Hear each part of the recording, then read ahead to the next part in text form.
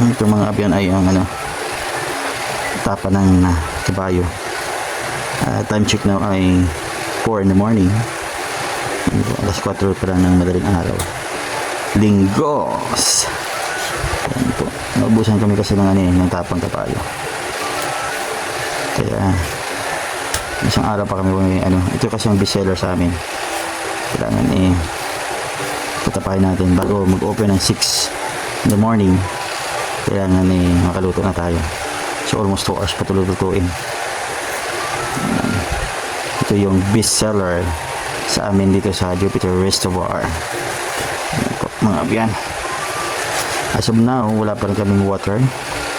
Wala pa rin kaming tubig.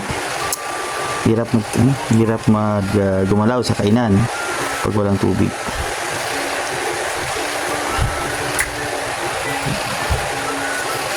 Ito po ay lulutuin natin sa marinade para malambot. Ito yung tapang kabayo na to ay hindi siya maanggo. Hindi siya maanggo pag naluto. Hindi kagaya ng ibang luto na maanggo at saka makunat. Ito po ay hindi. Kasi mayroon siyang technique kung paano lutuin. At siyempre, secret.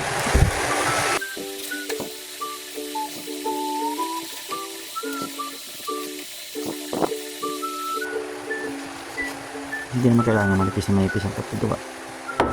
Importante ay maano lang siya.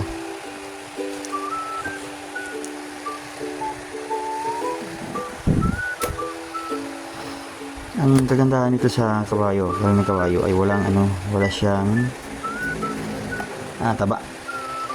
Hindi kagaya ng baka na may mataba, masibo, ng kalabaw. Ito lang yung kagaya din siguro ito ng kambing. Wala ding taba ang kambing. At saka yung usa. Ito po ay 5 kilo lang nakuha natin. Kasi ang katay kasi once a week lang. Tsaka party-party yan sa mga suki ng nagkakatay. Wala ka nito mabibilan sa talaga sa palengke. Ito po ay pa lang 5 kilo pa lang ito ang aking nagawa nila pa rin 10 kilo.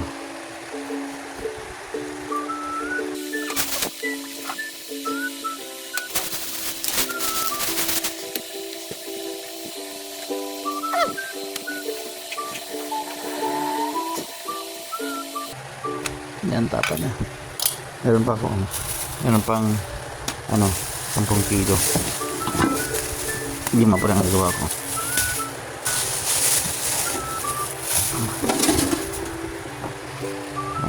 Alas 2:30 kami nagising. Tapos nag-ayos pa bago nakapunta. Hindi ko na video yung kapunta doon kasi dilim pa naman ang